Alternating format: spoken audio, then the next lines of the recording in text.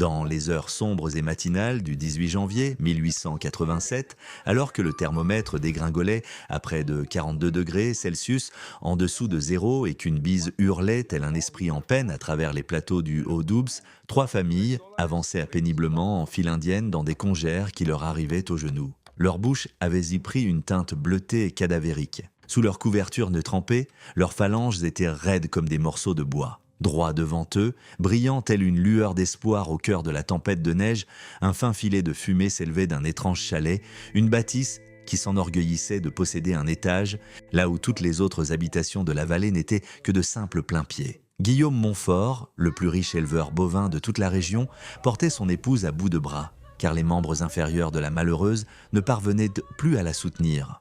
Karl Weber, le charpentier d'origine alsacienne ayant construit la moitié des fermes des environs, tirait derrière lui ses trois jeunes fils, les ayant attachés à l'aide d'une cordelette pour éviter qu'ils ne disparaissent dans ce néant d'une blancheur aveuglante.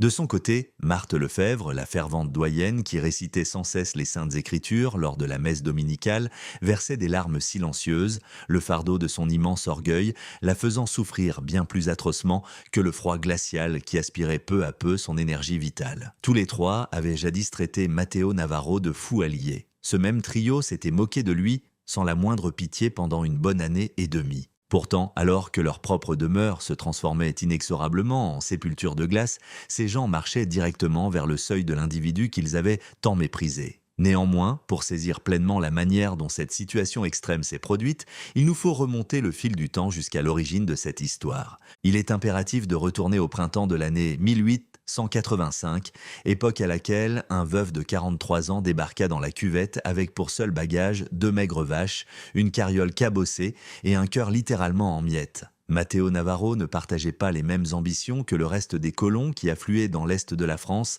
en rêvant de filons d'or ou de terres agricoles à perte de vue. L'homme cherchait avant tout à fuir son propre deuil.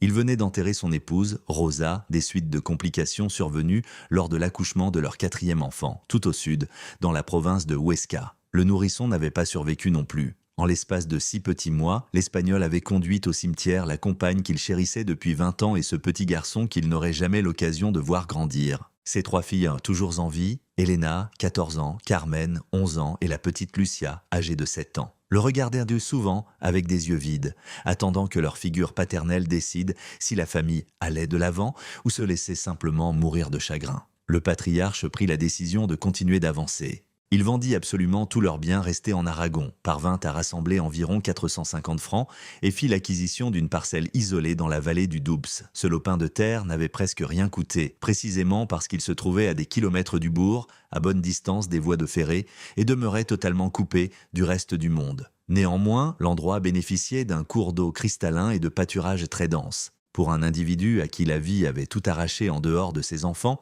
c'était amplement suffisant. Lorsqu'il pénétra dans la cuvette en avril 1885, les habitants de la contrée l'accueillirent avec un mélange de curiosité malsaine et de véritable compassion. Un immigré espagnol veuf trimballant 3 fillettes dans une région impitoyable où la saison froide décimait régulièrement des gaillards robustes et en pleine santé. Guillaume Montfort, le fier détenteur d'un cheptel de 200 bêtes et d'une maison à un étage dotée de véritables fenêtres vitrées, lui prodigua ses conseils d'un ton profondément condescendant. « Navarro, cette contrée n'est pas faite pour les gens de votre trempe. L'hiver, par ici, ne fait jamais de quartier. Si vous n'avez pas le pécule nécessaire pour ériger un logis digne de ce nom, vous feriez mieux de retourner vers le sud avant que les premiers flocons ne tombent. » Karl Weber, le constructeur alsacien qui exigeait 10 francs pour une seule journée de labeur, se proposa pour lui bâtir un chalet classique pour la somme forfaitaire de 300 francs. Une charpente en sapin, une toiture en planche et une robuste cheminée en pierre. C'est ce que tout le monde possède ici.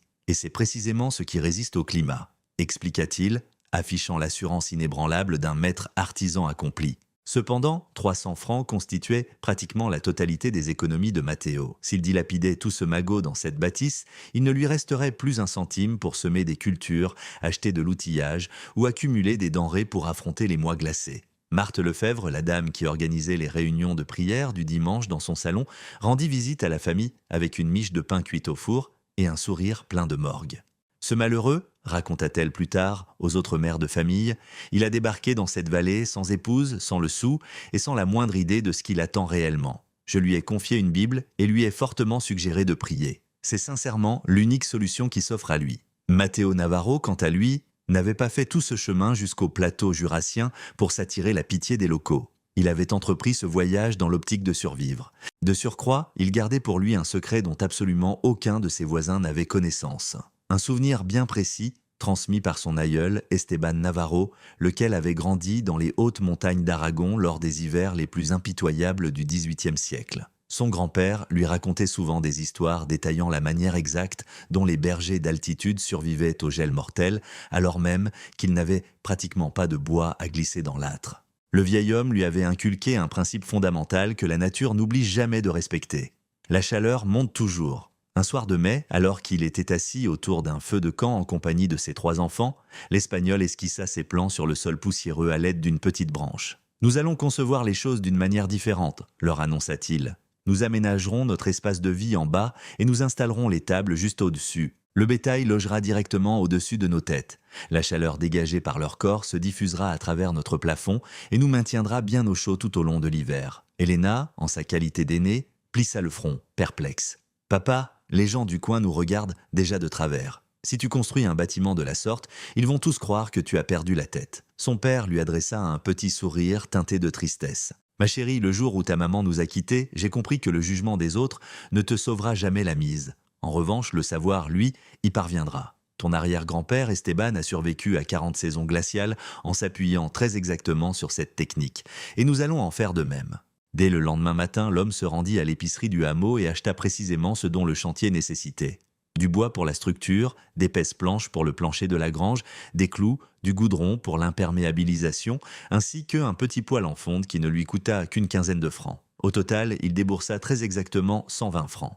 Karl Weber, qui se trouvait par hasard dans la boutique pour s'approvisionner en quincaillerie, observa l'immigré emporter ses modestes matériaux et secoua simplement la tête. « Cet individu ne tiendra pas un seul hiver », murmura le charpentier au commerçant. Les semaines s'écoulèrent et Matteo lança son chantier de construction. Il creusa les fondations d'une modeste cabane, mesurant approximativement 6 mètres sur 8. Il empila des murs de rondins jusqu'à atteindre une hauteur d'environ 2 mètres. Toutefois, en lieu et place de monter une toiture conventionnelle, il posa une épaisse plateforme fabriquée avec des planches de pin, l'enduisit généreusement de poids, puis la recouvrit d'une couche de paille tassée. Ce robuste plancher était conçu pour faire office à la fois de plafond pour sa maison et de sol pour l'enclos des bêtes. Ensuite, il érigea les murs de la grange directement par-dessus, en y ajoutant de minuscules ouvertures pour permettre à l'air de circuler, et fabriqua une rampe latérale afin que les animaux puissent y grimper. Guillaume Montfort passa dans les parages à dos de cheval au cours d'un après-midi de juin et immobilisa sa monture pour examiner le travail. « Navarro, que diable essayez-vous donc de fabriquer ici » brailla-t-il depuis sa selle. L'Espagnol, qui se tenait torse nu et luisant de sueur, posa son marteau et s'essuya le front. « Je suis en train de bâtir un refuge pour mes filles, monsieur Montfort. » « Ce n'est pas un refuge, mon vieux, c'est de la démence pure et simple.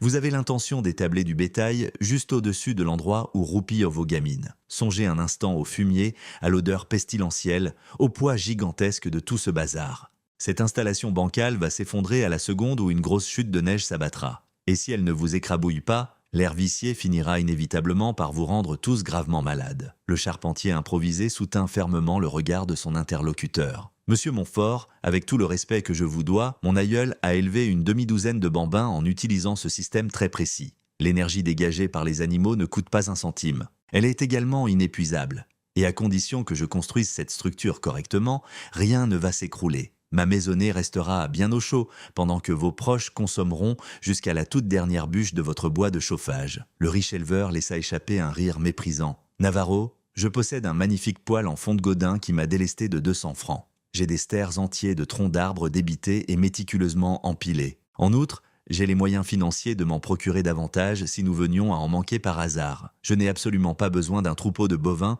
pour me décongeler comme une vulgaire bête sauvage. » Il donna un coup d'éperon à son destrier et s'éloigna au galop, gloussant encore dans sa barbe. Marthe Lefebvre passa également dans le coin flanqué de ses fillettes et fut profondément choquée par le spectacle. « Monsieur Navarro, c'est tout bonnement indécent. De stupides bestiaux ne sont pas censés loger au-dessus des êtres humains. Cela va totalement à l'encontre de l'ordre naturel que le Tout-Puissant a instauré. Vous êtes en train de mettre le monde à l'envers. L'homme, qui commençait à se lasser de devoir se justifier, se contenta de rétorquer « Madame, le Seigneur a placé de la chaleur à l'intérieur de l'enveloppe charnelle de toutes ses créatures, je mets simplement ce don à profit. » La paroissienne se signa précipitamment et repartit d'un pas militaire sur le chemin, marmonnant des prières essoufflées du bout des lèvres. Karl Weber adopta l'attitude la plus expéditive de tous. « Matteo, c'est en tant qu'artisan professionnel que je te parle, cette charpente est un véritable cercueil. Le tonnage monstrueux de 6 génisses, additionné au fourrage et aux neiges hivernales, va inévitablement briser ses lattes et faire s'effondrer tout ce fatras sur le crâne de tes petites. Tu mets en péril ta propre chair et ton propre sang simplement parce que tu refuses d'investir de l'argent dans un logis décent. » Le père de famille serra fortement la mâchoire. « Karl, j'ai calculé avec précision la charge pondérale. Chacune de ces solives peut soutenir sans risque environ 120 kilos. J'ai installé 12 poutres distinctes. Je dispose d'une marge de sécurité plus que suffisante. » L'Alsacien leva les bras au ciel en signe d'abandon. « Lorsque cette machinerie s'écroulera, n'ose surtout pas prétendre que je n'ai pas tenté de t'avertir. » Néanmoins, Matteo continua de s'acharner à la tâche. Il trima depuis le lever du jour jusqu'à ce que la pénombre l'empêche de distinguer la tête de ses clous. Ses paumes se couvrirent de durillons épais et rugueux qui venaient se superposer aux anciennes callosités. Les jeunes filles donnaient un coup de main comme elles le pouvaient. L'aînée soulevait les planches de revêtement, Carmen touillait la poix mélangée à l'huile pendant que la petite Lucia ramenait de l'eau claire directement du ruisseau. À la nuit tombée, une fois qu'ils étaient totalement exténués, le chef de famille les divertissait avec des récits mettant en scène Papy Esteban, le vieux pâtre qui affrontait le froid polaire en misant sur l'intelligence pure plutôt que sur les espèces sonnantes et trébuchantes. La société pointe toujours du doigt et raille l'individu qui conçoit les choses autrement, leur répétait-il. La nature, en revanche, ne se moque jamais. Mère Nature récompense l'homme qui prend la peine d'assimiler ses lois. Vers la fin du mois d'août, la bâtisse fut entièrement terminée. Observée depuis l'extérieur, elle s'apparentait à une espèce de monstruosité architecturale, une bicoque trapue en rondin surmontée d'un étage en bois qui dépassait de manière tout à fait disgracieuse. Personne dans toute la vallée n'avait jamais posé les yeux sur une chose qui s'en rapprochait de près ou de loin.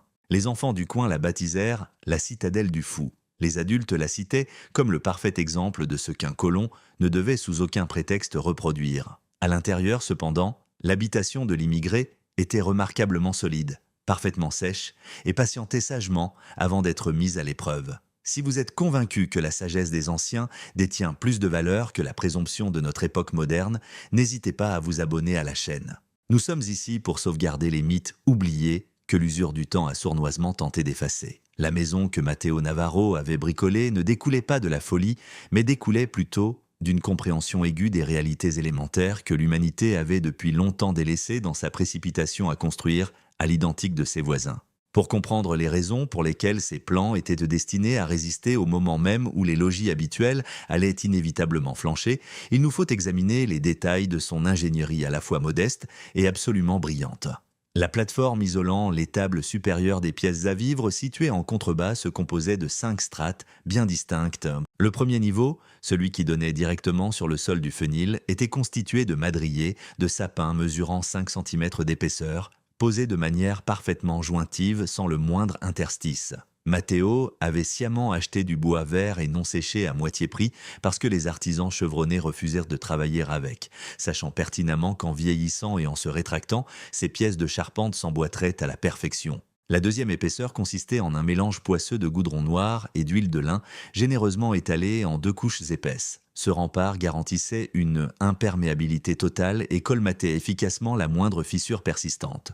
La troisième strate était de la paille fortement tassée, atteignant une bonne trentaine de centimètres de profondeur, laquelle agissait comme un puissant isolant thermique. La quatrième enveloppe se résumait à un amalgame d'argile humide, de bouse séchée et de crin de cheval, une méthode ancestrale employée par les bergers nomades depuis des lustres qui finissait par durcir pour former une muraille aussi impénétrable que la roche. La cinquième et ultime finition, orientée vers l'intérieur du chalet, mettait en valeur de fines lattes de peuplier offrant un aspect propre et soigné au plafond du logis. Cet assemblage, faisant simultanément office de plancher et de plafond, remplissait 2 fonctions d'une importance capitale. Avant toute chose, il devait supporter le poids colossal des bovins, de leur fourrage hivernal, ainsi que l'inévitable accumulation de neige sans fléchir d'1 millimètre. L'Espagnol avait fait ses calculs avec soin, déduisant que chaque solive en sapin pouvait soutenir un peu plus de 130 kilos avant de manifester le moindre signe de faiblesse. Il avait installé 14 poutres au total, en les espaçant d'une quarantaine de centimètres environ. Cette arithmétique lui octroyait une marge de sécurité dépassant allègrement la tonne et demie, un seuil plus que suffisant pour accueillir 8 vaches adultes, 500 kilos de foin sec et les blizzards les plus violents que le ciel du Haut-Doubs puisse lui envoyer. Ensuite, et de manière bien plus cruciale, ce pontage devait autoriser la chaleur à descendre tout en bloquant catégoriquement le passage des effluves nauséabonds et des déjections liquides. La barrière d'argile couplée à l'épais goudron accomplissait précisément cette mission. Le rayonnement thermique filtrait lentement à travers cette masse compacte, mais les liquides et les vapeurs toxiques demeuraient définitivement séquestrés à l'étage supérieur. Tout là-haut, l'espace réservé aux bêtes s'élevait à environ 3 mètres de haut en son centre, laissant juste assez de dégagement à Matteo pour se tenir parfaitement droit lorsqu'il s'occupait de son cheptel.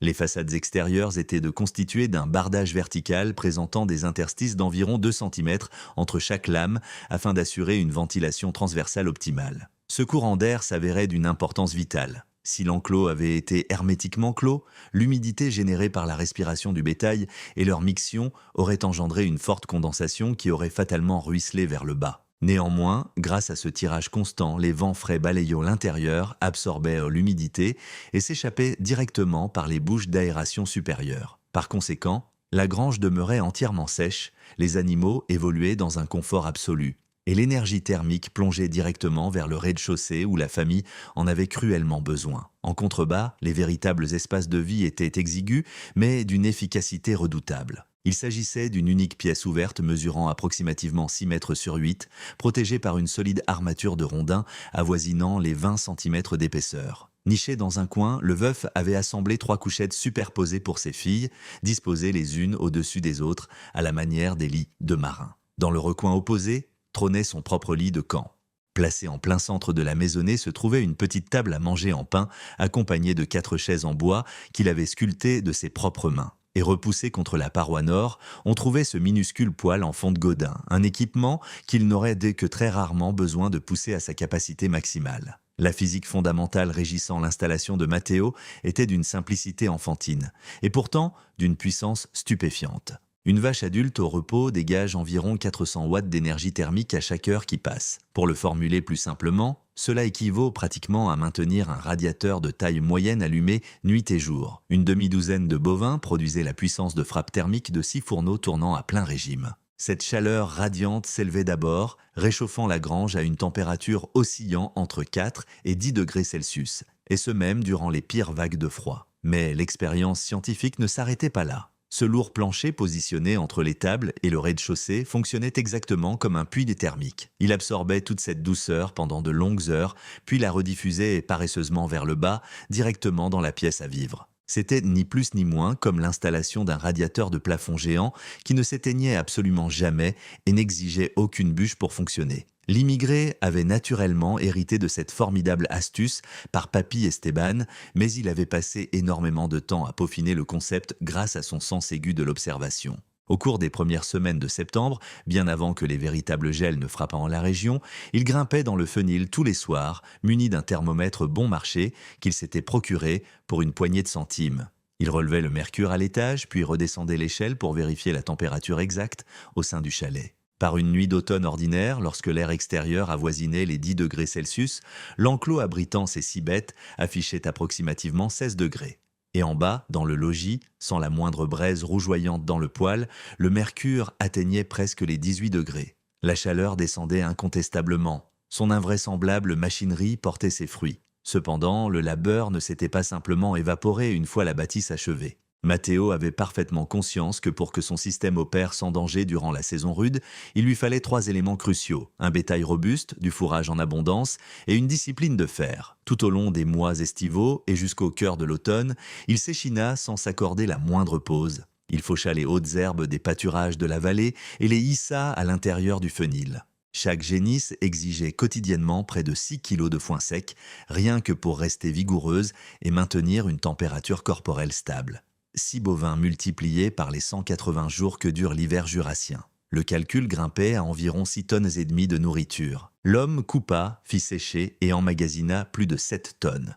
un excédent d'au moins 25%, sachant pertinemment qu'il n'avait pas le luxe de se retrouver à court de réserve. Il mit également au point une méthode rigoureuse pour gérer le fumier. Un matin sur 3, il montait dans l'enclos armé d'une pelle et d'un seau pour évacuer les déjections accumulées qu'il balançait ensuite dans une fosse creusée à une cinquantaine de mètres de la propriété. Cette corvée gardait la grange impeccable, réduisait considérablement les effluves et empêchait l'accumulation de générer des problèmes d'humidité. C'était un travail éreintant et crasseux, pourtant le père de famille s'y attelait sans jamais prononcer la moindre plainte.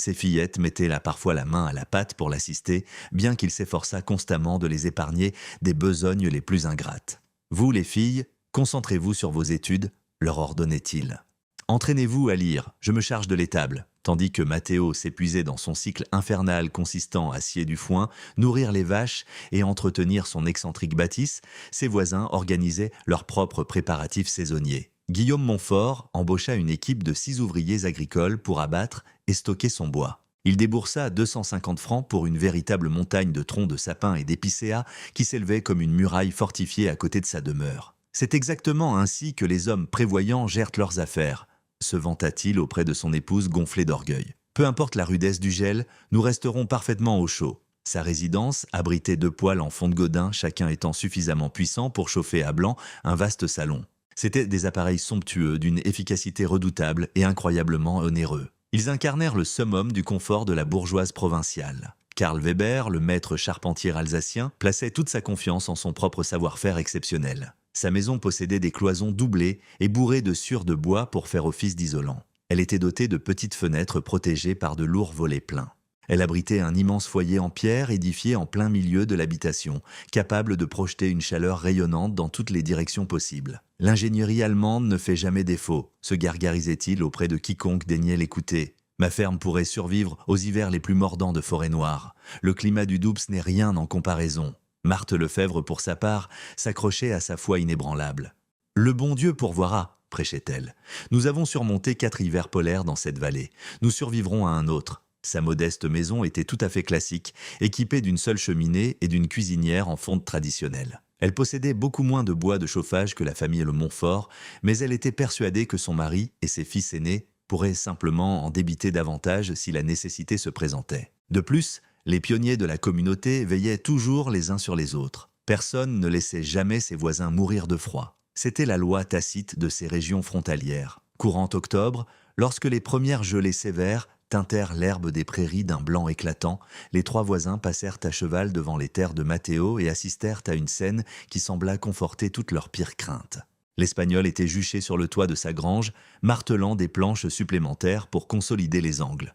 Ses filles se trouvaient en contrebas, frottant le linge dans le ruisseau, leurs jointures à vif et rougies par les eaux glaciales. L'installation tout entière paraissait terriblement fragile, rafistolée à la va-vite et reflétait un désespoir total. « Pauvre diable !» murmura Montfort à sa compagne alors qu'ils défilaient dans leur calèche rutilante. « Il va perdre ses fillettes 7 hivers et ce sera entièrement la faute de son entêtement. » Son épouse, Sarah, ressentit un vif pincement de chagrin. « Nous devrions lui offrir asile lorsque le froid polaire s'abattra, » suggéra-t-elle. Guillaume secoua lentement la tête. « Je lui ai déjà prodigué mes conseils. Je lui ai même offert un salaire. Il a tout rejeté en bloc. Un type qui refuse une main tendue ne mérite pas qu'on s'apitoie sur son sort. » Karl Weber adopta une position bien plus pragmatique. « Si sa toiture s'effondre en décembre, nous pourrons recueillir les petites chez nous, » affirma-t-il à sa femme. « Mais lui, il devra aller dormir dans la grange du père Durand. Je n'ai pas la surface nécessaire pour loger 4 bouches supplémentaires. » C'était là une forme de charité hautement calculée, cette catégorie bien spécifique de bonté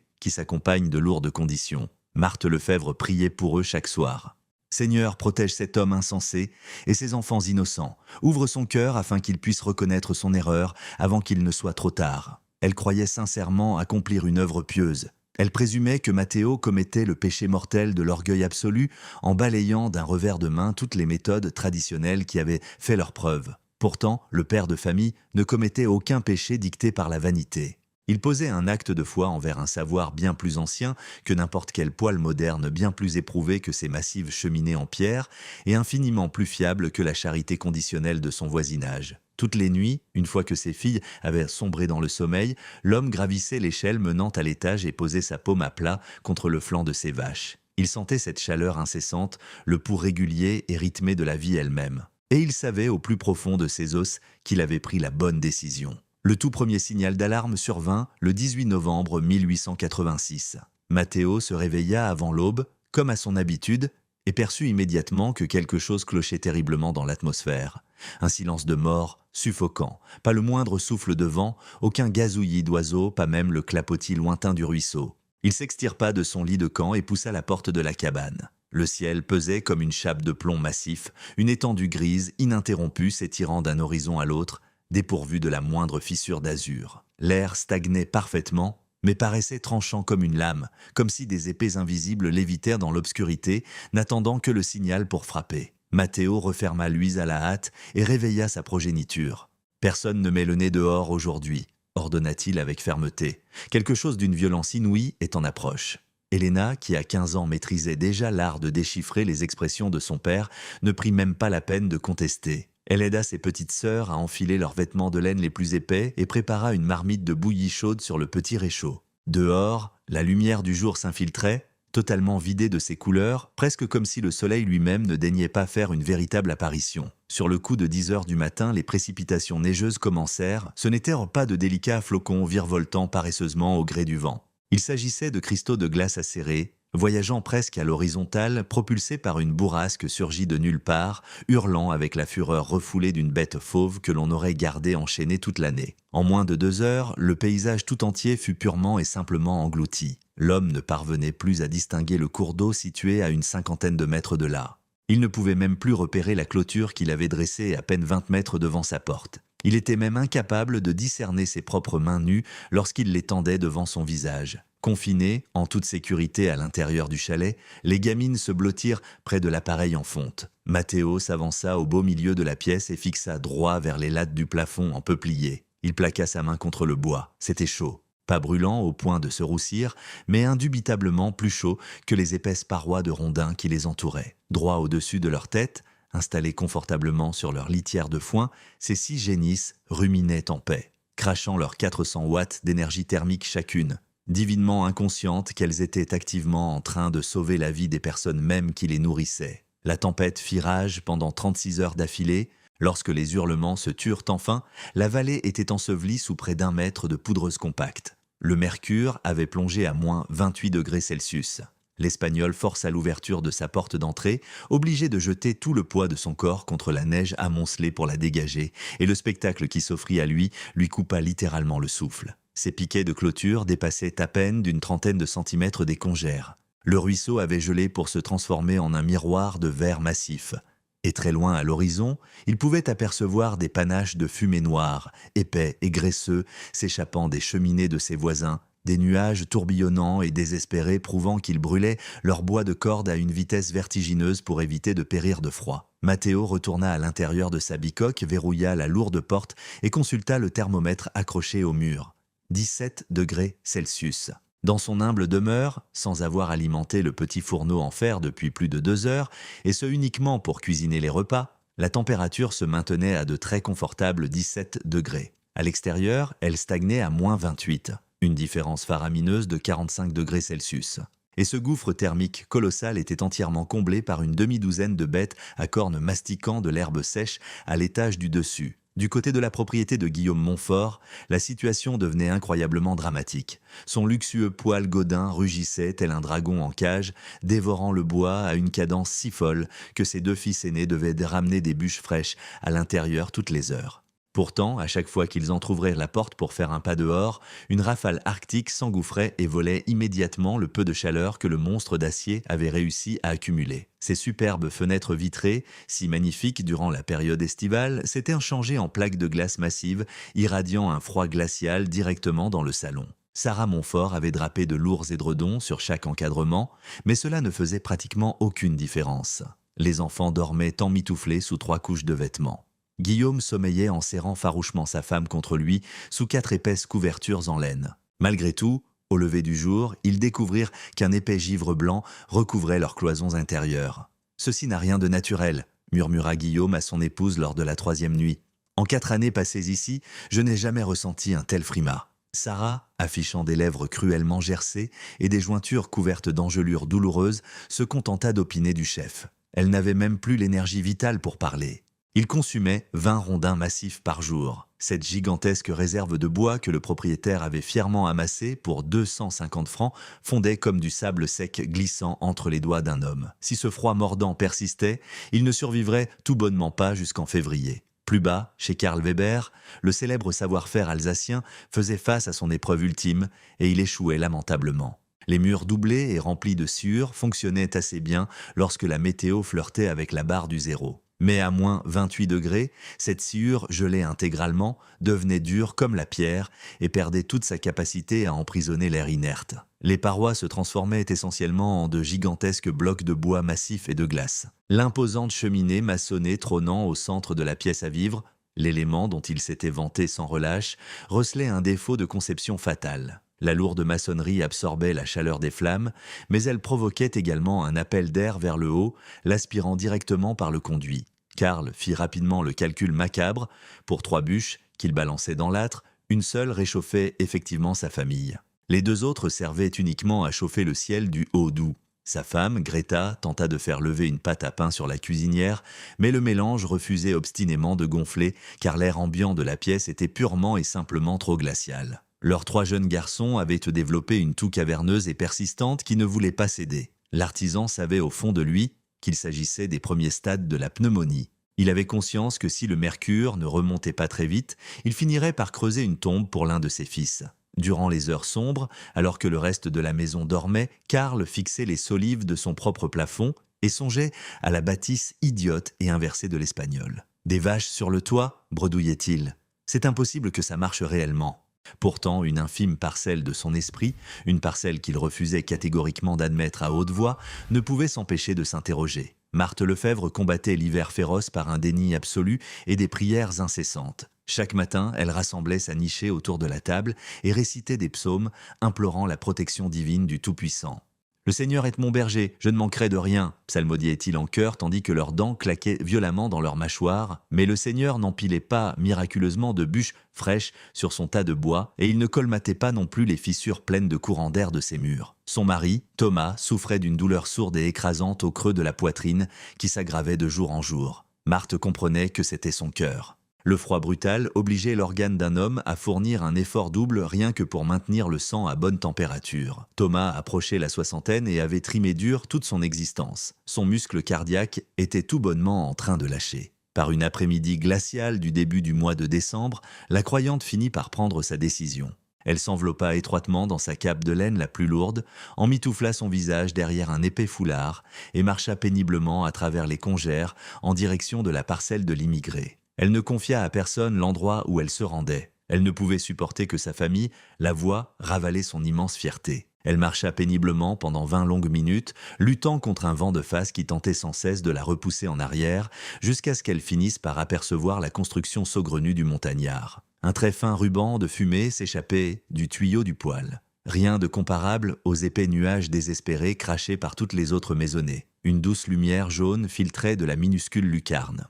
Il y avait réellement de la vie à l'intérieur. Marthe tambourina du poing contre la porte.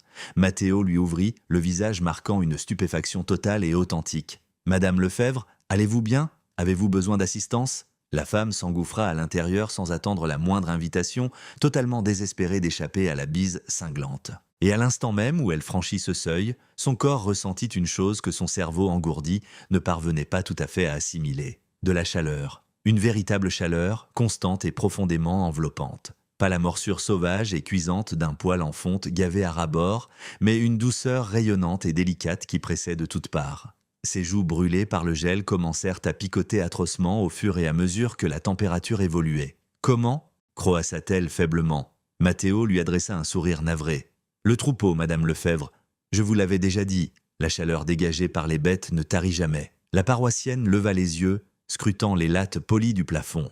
Elle percevait distinctement les doux mouvements du bétail juste au-dessus de sa tête, le bruit sourd des sabots contre l'épais plancher, le meuglement grave et caverneux d'une génisse s'exprimant dans la pénombre. Et elle pouvait physiquement sentir l'énergie thermique redescendre, réelle et infaillible, presque comme si le plafond en lui-même s'était mué en une lourde couverture de laine. « Je suis venu jusqu'ici pour mendier », déglutit difficilement Marthe, les mots même lui causant une douleur physique. Je suis venu vous demander si vous accepteriez de me vendre ou peut-être de me prêter un peu de votre technique. Mon époux tombe gravement malade, mes enfants sont frigorifiés. Sa voix se brisa net. Je me suis lourdement trompé à votre sujet. Le père de famille posa délicatement une main sur son épaule. Madame, je ne vous réclamerai pas le moindre centime. Mais je ne peux pas exactement transplanter mon cheptel dans votre salon. Cette installation fonctionne précisément parce qu'elle a été bâtie de toutes pièces dans ce but bien précis. Ce que je peux vous proposer, c'est un peu de fourrage supplémentaire, juste au cas où vous auriez besoin de nourrir vos propres bêtes plus abondamment pour qu'elles dégagent davantage de chaleur corporelle. Et je serais ravi de venir inspecter le conduit de votre cheminée pour voir si vous perdez de l'air chaud par des fissures. La mère de famille leva les yeux vers lui, les larmes gelant instantanément sur ses cils. Nous nous sommes tous moqués de vous. Nous vous avons tous qualifiés d'aliénés. Matteo hocha lentement et gravement la tête. Je le sais bien, mais cela ne signifie pas pour autant que je vais rester les bras croisés et vous laisser tous trépasser. Marthe rentra chez elle cet après-midi-là, entraînant un lourd sac d'aliments sur son épaule, portant un éclat massif d'humilité planté au plus profond de sa poitrine. Elle n'avoua jamais à quiconque qu'elle avait rendu visite au colon espagnol marginal. Cependant, son chalet parut un tout petit peu moins glacial ce soir-là, parce que ses 3 vaches avalèrent un copieux souper et dégagèrent davantage d'énergie vitale qu'elles ne l'avaient fait depuis des semaines. Le mois de décembre s'étira et le froid perçant refusa de céder. En réalité, il s'accentua considérablement. Les températures nocturnes chutèrent brutalement à moins 35 degrés Celsius. Le bétail laissé en liberté dans les pâturages ouverts tombait simplement raide mort. Les bêtes les plus chétives se couchaient dans les congères pour ne plus jamais se relever. Les chevaux de selle développèrent des plaies sanglantes et crevassées autour de leurs sabots à cause du verglas implacable. Les chiens de chasse hurlaient à la mort tout au long de la nuit, hurlant face à la douleur pure et insoutenable causée par les engelures. Mère Nature venait agressivement réclamer son dû. Pourtant, à l'intérieur de la cabane de Matteo Navarro, le quotidien suivait son cours avec un niveau de normalité presque insultant. Ses filles révisaient leurs mathématiques et déchiffraient leurs manuels scolaires assises autour de la table en sapin. Leur père leur enseignait l'histoire de la région, leur racontant les légendes de leurs ancêtres qui avaient survécu avec succès à de terribles sécheresses, des crues soudaines et des hivers exactement similaires à celui-ci. Elles laissaient mijoter d'épaisses potées de haricots et cuisant du pain de maïs sucré. Elles chantèrent les vieilles mélopées que Rosa, leur défunte mère, avait coutume de fredonner dans la maison. Et chaque soir, juste avant de se coucher, Matteo grimpait dans le fenil en hissant un seau d'eau fraîche pour abreuver les 6 génisses qui maintenaient activement sa maisonnée en vie sans même en avoir la moindre idée. Le thermomètre cloué sur le mur de la cabane ne descendit jamais, pas une seule fois, en dessous des 16 degrés Celsius. Pas une seule fois. Et l'homme en comprenait parfaitement la raison. Il avait fait ses calculs. 6 bêtes dégageant environ 400 watts d'énergie par heure chacune. Cela cumulait une puissance brute frôlant les 2400 watts toutes les 60 minutes. Sa surface habitable mesurait approximativement 48 mètres carrés. Pour conserver une température intérieure de 17 degrés alors que l'air du dehors avoisinait les moins 30, il ne nécessitait qu'environ 2000 watts en tenant compte des pertes thermiques habituelles s'échappant par l'encadrement de la porte, l'unique fenêtre et les cloisons en bois. Il possédait une marge excédentaire de 400 watts, il s'était bâti un solide filet de sécurité. Il détenait entre ses mains une ingénierie qui fonctionnait indéniablement. Le 9 janvier 1887, le baromètre en laiton accroché dans le salon de Guillaume Montfort chuta avec une telle violence que son fils aîné crut que l'instrument s'était définitivement brisé. Il n'était absolument pas cassé. Il indiquait tout bonnement qu'une chose véritablement monstrueuse dévalait depuis les territoires du Nord. Ce soir-là, le ciel prit une teinte verdâtre, maladive et contusionnée, une couleur que les vieux chasseurs de la région reconnurent immédiatement comme étant l'incarnation même de la mort. La bise tomba complètement. La faune devint absolument silencieuse. On eut l'impression que la contrée tout entière retenait son souffle pétrifié par une terreur absolue. À 3 heures du matin, le 10 janvier, l'enfer blanc se déchaîna. Ce n'était pas un simple blizzard. Il s'agissait d'un cataclysme apocalyptique que les manuels d'histoire baptiseraient plus tard le grand blizzard de janvier 87. Une tempête dévastatrice qui allait faucher plus de 200 âmes à travers le Haut-Doubs, le Jura et les massifs voisins. Les rafales frappèrent en premier, hurlant à plus de 100 km à l'heure, arrachant les tuiles des toitures, retournant de lourdes charrettes et asphyxiant le bétail là où il se trouvait. Ensuite vint le grand blanc, qui ne tombait pas doucement des nuages, mais volait à l'horizontale comme une salve de balles glacées, tranchant directement à travers les épais manteaux pour mordre profondément la chair humaine. Et pour finir, le gel meurtrier s'installa, un froid abyssal qui atteignit les 42 degrés en dessous de zéro et continua de dégringoler. Du côté de la propriété de Guillaume Montfort, la catastrophe frappa de plein fouet. Une bourrasque exceptionnelle arracha littéralement les gonds de l'appentis où était stocké le bois de corde. La neige poussée par le vent s'y engouffra tel un raz-de-marée et ensevelit la moitié de ses réserves hivernales en une poignée de secondes. Les rondins restés à l'air libre gelèrent si dur qu'il devint pratiquement impossible de les fendre à la hache. Guillaume tenta désespérément d'alimenter son poêle Godin, mais le bois congelé refusait obstinément de s'enflammer. Les bûches fumaient abondamment mais n'offraient pas la moindre flamme. La température à l'intérieur de sa maison chuta bien en dessous de zéro, atteignant les -5 degrés Celsius. Ses enfants se mirent à pleurer, non pas de tristesse, mais sous l'effet d'une douleur physique pure et atroce. L'air glacial leur brûlait littéralement les poumons à chaque inspiration. Sarah Montfort comprit qu'ils étaient condamnés. Elle pouvait le lire clairement dans le regard de son époux. Elle le sentait dans ses propres doigts, qui refusèrent de se plier lorsqu'elle essayait de les articuler. « Il faut que nous allions quelque part », murmura-t-elle à Guillaume. « Nous allons finir congelés sur place. » L'éleveur scruta l'extérieur à travers l'épaisse couche de glace qui recouvrait le carreau. Il ne distinguait aucun point de repère, seulement un mur d'une blancheur aveuglante, seulement le hurlement du vent, seulement une mort imminente. Cependant, sa femme avait raison. Rester cloîtré signifiait périr à petit feu dans d'atroces souffrances. S'aventurer dehors signifiait une fin rapide, mais c'était au moins tenter quelque chose. Plus bas, chez Karl Weber, l'imposante cheminée en pierre qui lui avait coûté une petite fortune finit par céder. Le choc thermique d'une violence inouïe, la chaleur ardente faisant rage à l'intérieur, luttant contre le gel apocalyptique de l'extérieur, força la lourde maçonnerie à se dilater et se contracter bien plus vite que le mortier ne pouvait le supporter. Une énorme lézarde se forma tout le long de la face nord de l'édifice et une fumée noire et suffocante commença à se déverser directement dans le salon.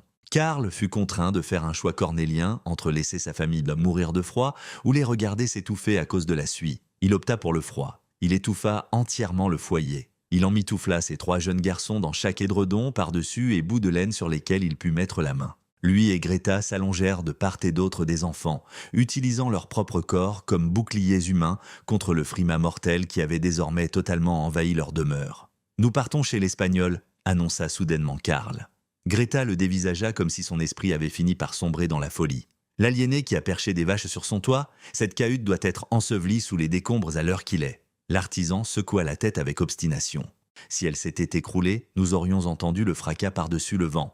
Et si elle n'est pas tombée, cela veut dire qu'elle tient toujours debout. Et si elle résiste encore dans ce paysage infernal, c'est qu'il avait raison depuis le début et que nous avions tous tort sur toute la ligne. Dans la maison de Marthe Lefebvre, Thomas avait totalement cessé de bouger. Il reposait à plat sur le matelas, les lèvres entièrement bleues, la respiration dangereusement faible, les yeux fixant aveuglément les poutres du plafond. Sa femme sut que la fin était proche. Elle avait prié sans relâche tout au long de la nuit, elle avait supplié, elle avait tenté de marchander avec le Tout-Puissant. Mais le Seigneur demeurait silencieux. Ou peut-être lui répondait-il, mais elle refusait tout simplement d'écouter sa réponse. Sa fille aînée, Rebecca, l'agrippa fermement par le bras. « Maman, il faut chercher du secours. Papa a besoin de chaleur. Nous devons aller là où il y en a vraiment. » Marthe comprenait parfaitement ce que sa fille voulait dire. Il ne restait plus qu'un seul endroit dans toute la cuvette où la tiédeur était garantie. La demeure de l'homme qu'elle avait elle-même qualifiée d'hérétique. Sur les coups de 5 heures du matin, ce 18 janvier, 3 foyers désespérés abandonnèrent leur sépulture glacée et entamèrent la marche épuisante en direction de l'absurde bâtisse de Matteo Navarro. Guillaume Montfort portait Sarah dans ses bras car ses jambes avaient complètement flanché. Ses 4 enfants suivèrent de près en file indienne, attachés les uns aux autres par une corde solide pour ne pas s'égarer dans la tempête aveuglante. Karl Weber avait harnaché son plus jeune garçon sur son dos. Greta tenait fermement les 2 autres par la main, les traînant littéralement à travers les congères chaque fois qu'ils trébuchaient. Marthe Lefebvre et ses 2 filles tiraient Thomas sur un épais édredon transformé en civière de fortune, glissant, s'étalant, se relevant péniblement, refusant catégoriquement de s'avouer vaincu. Aucun des 3 groupes ne se doutait que les autres affrontaient également les éléments. Ils ne voyaient pas à plus de 2 mètres devant eux. Ils avançaient simplement vers la direction approximative où se situait la parcelle de l'immigré. Guillaume trébucha et tomba à genoux à 3 reprises. À chaque fois qu'il heurtait la neige, son esprit le suppliait de rester à terre. À chaque chute, il se disait qu'il serait tellement plus doux de simplement fermer les paupières et de se laisser partir. Mais Sarah gémissait doucement contre sa poitrine, et il se forçait à se remettre debout. Karl perdit toute sensation dans ses orteils après à peine 10 minutes de marche. Il savait que les gelures s'étaient installées. Il avait conscience qu'il perdrait probablement quelques phalanges sous la scie du médecin. Il s'en moquait éperdument. Ces garçons respiraient encore. C'était l'unique chose qui avait de l'importance. Marthe priait à voix haute tout en tirant le brancard, mais elle ne récitait plus de psaume de protection. Elle hurlait la confession de ses propres péchés. « Pardonnez-moi, Seigneur, pour mon orgueil maléfique. Pardonnez-moi d'avoir jugé. Pardonnez-moi d'avoir traité de fou un homme bien plus sage que moi. » Ses filles sanglotaient sans discontinuer, mais les larmes gelaient net sur leurs joues avant même de pouvoir couler. Thomas n'avait pas tressailli sur la civière improvisée depuis un bon moment déjà. Son épouse ignorait totalement s'il était encore de ce monde. Elle n'osait tout simplement pas s'arrêter de marcher pour prendre son pouls. Et puis, semblable à un miracle se matérialisant au beau milieu de cet enfer blanc, ils aperçurent une lueur. Un doux rayonnement jaune brillant de façon constante à travers un tout petit carreau. La curieuse structure de Matteo Navarro tenait toujours debout. Elle ne s'était pas effondrée et n'avait pas non plus été emportée par la tempête. Elle trônait là, robuste, totalement invraisemblable, offrant un salut inespéré. Guillaume atteignit le palier le premier, martelant le bois massif avec son poing gelé. Karl apparut quelques secondes plus tard, s'effondrant directement à genoux sur le perron. Marthe fermait la marche, traînant son mari en puisant dans les toutes dernières réserves de son énergie déclinante. L'Espagnol ouvrit la porte à la volée, le visage foudroyé par la stupéfaction. Se tenaient là sur son pas de porte 15 âmes souffrant de graves engelures à différents stades. Les mêmes personnes qui s'étaient ouvertement moquées de lui l'avaient traité de dément et avaient prédit sa mort certaine. Pourtant, ils étaient là sur son seuil en train de mourir de froid. Matteo n'hésita pas une fraction de seconde. « Entrez, dépêchez-vous, tous autant que vous êtes !» Il s'écarta pour laisser les trois familles se ruer littéralement dans la pièce exiguë. Le brutal changement de température s'avéra si violent que plusieurs personnes hurlèrent de douleur. Passer de moins 42 degrés à 18 degrés en l'espace de quelques secondes force le sang à affluer violemment dans les membres engourdis, provoquant un supplice indescriptible. Sarah Montfort hurla en serrant désespérément ses propres doigts. Les petits garçons de Karl gémissaient, poussant un cri de détresse aigu et ininterrompu. Néanmoins, il s'agissait là de la souffrance spécifique de la vie qui reprend ses droits, et non de l'engourdissement de la mort. Le père de famille et ses filles entrèrent en action avec une efficacité minutieusement rodée. Elena prépara une tisane bouillante sur le fourneau, tandis que Carmen alla chercher la moindre couverture qu'il possédait et que la petite Lucia tira des seaux d'eau tiède, surtout pas brûlante, pour dégeler en douceur les mains et les pieds meurtris. Matteo évalua rapidement l'assemblée pour identifier les cas les plus critiques. Thomas Lefebvre demeurait totalement inerte, son pouls dangereusement faible. Il allongea le doyen près de la cheminée en tôle, en prenant soin de ne pas le placer trop près. Une bouffée soudaine de chaleur intense pourrait facilement achever un individu souffrant d'une hypothermie aussi sévère. Les gamins de Weber toussaient avec un râle caverneux qui confirmait presque à coup sûr qu'ils avaient attrapé une pneumonie. La femme de Guillaume présentait de graves gelures sur 3 doigts, de la main droite, la chair étant devenue aussi pâle et dure que de la cire de bougie. Durant 3 longues heures, l'Espagnol fit office à la fois de médecin de campagne, d'infirmier et de sauveur. Il leur fit avaler le breuvage très chaud par petites gorgées à l'aide d'une cuillère, massant délicatement les membres glacés pour relancer la circulation sanguine et surveillant de près la respiration de chacun. Et petit à petit, avec une infinie lenteur, leurs corps meurtris commencèrent à reprendre des couleurs. Une teinte rosée reparut sur leur visage, les violents tremblements s'estompèrent et les pleurs finirent par se calmer. Sur les coups de midi, Thomas papillonna des paupières et murmura d'une voix éraillée « Où suis-je exactement ?» Marthe fondit en larmes, terrassée par un soulagement immense. Guillaume Montfort était assis à même le plancher de la cabane, le regard rivé sur ce plafond en peuplier, écoutant le doux bruissement du cheptel qui s'agitait juste au-dessus de sa tête et ressentant physiquement cette constante couverture de chaleur qui s'échappait du fenil. Il avait dilapidé 250 francs en bois coupé, claqué 200 autres pour un splendide fourneau en fer, érigé la plus majestueuse demeure de toute la cuvette, et avait bien failli assassiner sa propre famille par pure arrogance. Cet humble immigré espagnol, un veuf élevant 3 fillettes, l'homme-là même qui avait investi la modique somme de 120 francs dans son ridicule abri, venait de tous les sauver sans exception. « Navarro » bredouilla le riche éleveur, la gorge nouée. « Je suis sincèrement navré. Vous aviez raison sur toute la ligne et j'avais tout faux. » Matteo croisa son regard, ses yeux trahissant un profond épuisement mais totalement dépourvu de la moindre rancœur. « Monsieur Montfort, il ne s'agit pas de savoir qui a eu tort ou raison. Il s'agit uniquement de survivre à ce gel. Et à l'heure qu'il est, nous sommes tous en vie, ce qui est la seule chose qui compte vraiment. Karl Weber, le maître constructeur qui avait charpenté des logis aux quatre coins du territoire, rampa presque jusqu'à l'endroit où se tenait son hôte. « Enseigne-moi, le supplia-t-il. Montre-moi comment tu as assemblé tout cela. Dès que le dégel arrivera, j'ai l'intention de reconstruire ma propre ferme en utilisant tes plans pour que les miens soient enfin en sécurité. » Matteo hocha fermement la tête. « Je t'expliquerai les ficelles avec plaisir, et je ne te ferai pas payer un centime pour cela. Cette sagesse ne m'appartient pas de toute façon.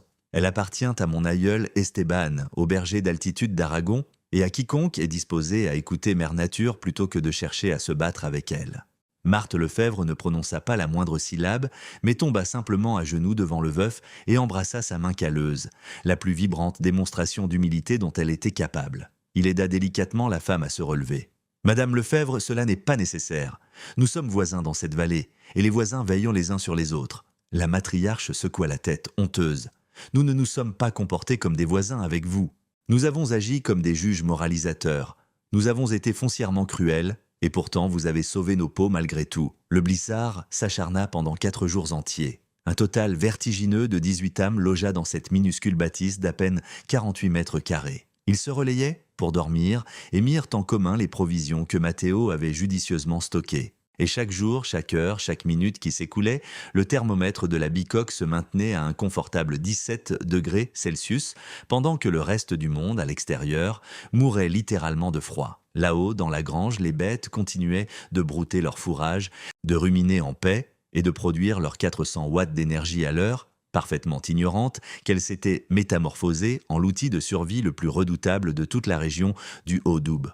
Lorsque la tempête se calma enfin le 22 janvier, permettant au soleil de percer les nuages pour la première fois depuis presque 2 semaines, ces 18 survivants franchirent le pas de porte pour découvrir un paysage radicalement transformé. Les amas de neige atteignaient la hauteur des toits, le bétail inanimé gisait pétrifié par la glace dans des postures macabres, et les grands arbres avaient littéralement éclaté car la sève, à l'intérieur de leurs troncs, avait gelé et gonflé. C'était un désert désolé de destruction totale. Et pourtant, ils respiraient toujours. Ils étaient en vie grâce à ce veuf immigré qui avait accordé davantage de crédit aux enseignements ancestraux de son aïeul qu'aux moqueries de ses pères. Le printemps arriva extrêmement tardivement dans le Jura, en 1887, le manteau neigeux n'amorçant sa fonte qu'à la mi-avril.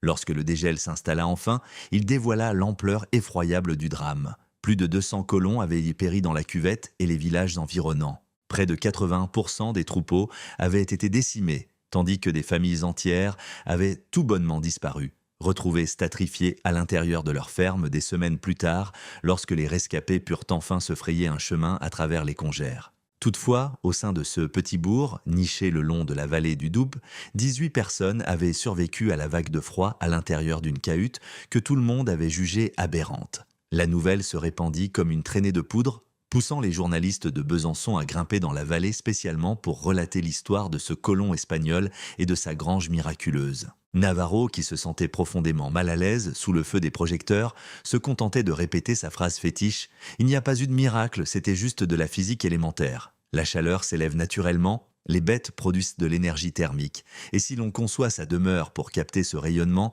alors les nôtres restent en vie. » Guillaume Montfort prit une décision totalement inédite en vendant son immense propriété pour ériger une toute nouvelle ferme, nettement plus petite, intégrant une étable située directement à l'étage. Il engagea son sauveur comme conseiller principal, lui offrant une pièce d'or de 50 francs pour ses précieux conseils et acheva les travaux de la nouvelle bâtisse en août 1887. L'hiver suivant, alors que le thermomètre replongeait à moins 20 degrés Celsius, l'éleveur ne consuma qu'un tiers du bois qu'il avait englouti l'année précédente, maintenant sa famille merveilleusement au chaud et à l'abri. Karl Weber remania de fond en comble sa propre exploitation, supprimant l'imposante cheminée en pierre et cette fameuse architecture alsacienne qui avait failli assassiner ses fils. Il examina dans les moindres détails la charpente de Matteo, griffonnant des notes minutieuses dans un carnet relié en cuir. Sa résidence rebâtie s'enorgueillissait d'un enclos supérieur abritant 4 vaches laitières ainsi que 5 chèvres. Les chèvres, comme le charpentier le découvrit rapidement, dégageaient proportionnellement encore plus de chaleur corporelle que les gros bovins. Par conséquent, sa famille ne fit pas que survivre au gel suivant. Elle prospéra véritablement, ses garçons se débarrassant de leur tenace pneumonie et grandissant en pleine santé. Le clan de Marthe Lefèvre reconstruisit de la même façon sa ferme, et bien que Thomas ait réussi à survivre à la crise cardiaque qui avait bien failli l'envoyer au cimetière, cette épreuve le laissa affaibli de manière irréversible.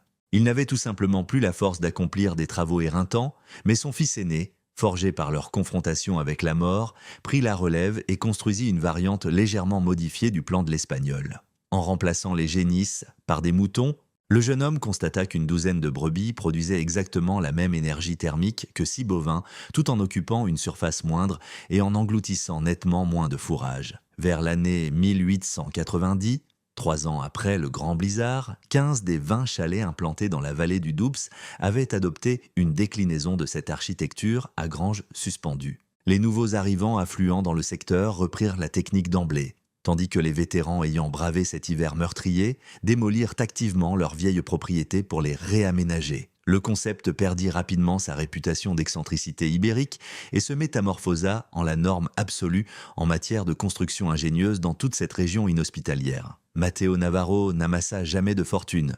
Il ne prit pas la peine de breveter son modèle et il ne toucha jamais le moindre centime de droit d'auteur. Toutefois, il obtint une récompense bien plus précieuse que l'or. Il gagna un respect profond, une communauté soudée, et inscrivit à tout jamais son nom dans les légendes de la vallée qu'aucune tempête de neige ne pourrait effacer. Ses fillettes devinrent des femmes robustes et instruites, Elena embrassant la carrière d'institutrice pour éduquer 2 générations entières de bambins dans l'école communale. Carmen finit par épouser le fils de Karl Weber, unissant les 2 maisonnées par des liens solides qui perdurèrent durant des décennies. La petite Lucia trouva finalement sa vocation en tant que sage-femme, mettant au monde plus d'une centaine de nouveau-nés au cours de son existence. Le patriarche atteignit l'âge vénérable de 82 ans, s'éteignant paisiblement durant l'hiver 1924, à l'intérieur même du chalet qu'il avait édifié 4 décennies auparavant. À l'heure de son dernier soupir, entouré de ses filles, de ses petits-enfants et de ses arrière-petits-enfants, il leva les yeux vers ses lattes de peuplier, écoutant attentivement le piétinement familier du cheptel couché dans le fenil. « Votre arrière-grand-père Esteban avait vu juste », chuchota-t-il à ses descendants. « Mère Nature ne cherchera jamais à vous nuire si vous ne lui portez pas le premier coup.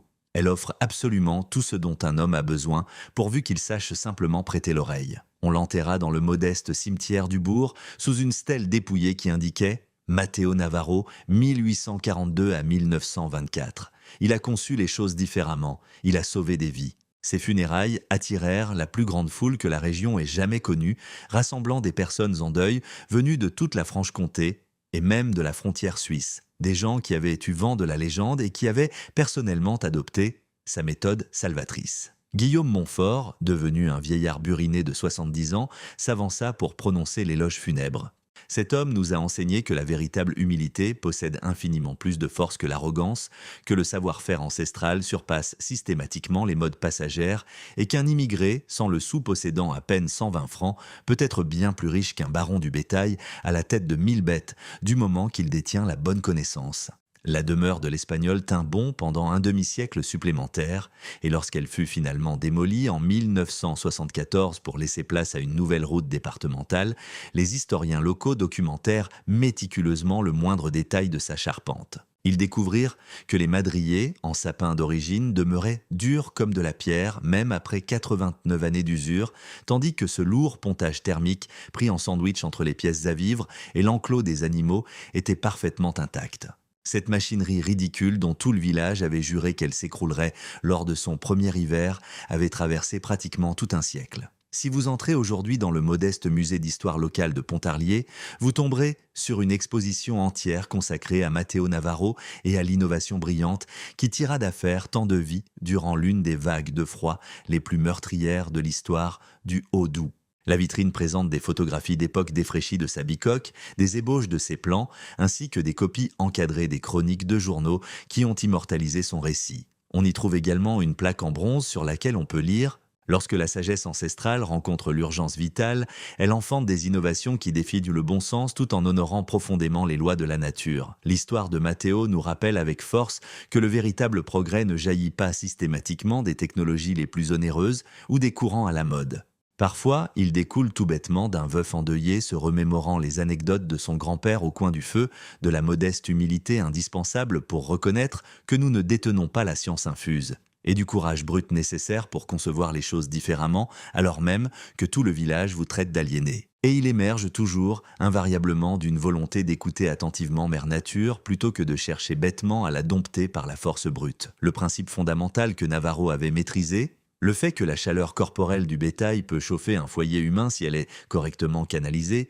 n'était certes pas un concept novateur. Les éleveurs nomades de Mongolie s'appuyaient dessus depuis un millénaire, les paysans scandinaves avaient peaufiné la méthode au fil des siècles, et d'autres peuples montagnards avaient saisi cette notion depuis la nuit des temps. Pourtant, dans l'est de la France, aux alentours de 1886, une contrée où l'argent comptant et les tout derniers équipements industriels étaient perçus comme les seules réponses valables, il aura fallu l'intervention d'un individu incroyablement modeste pour rappeler à tous que les remèdes les plus efficaces se trouvèrent déjà là, patientant sagement d'être redécouverts. Les récits de la trempe de cette épopée nous rappellent constamment qu'une réelle humilité et un sens aigu de l'observation recèlent de bien plus de valeur qu'un sac rempli d'or. Il démontre que le savoir-faire vernaculaire est loin d'être rudimentaire, mais qu'il a été mis à l'épreuve par d'innombrables générations. Il nous enseigne que le gaillard le plus riche du monde n'est pas celui dont le compte en banque est le plus garni, mais bien l'homme doté de la sagesse requise pour protéger les siens avec les maigres ressources dont il dispose.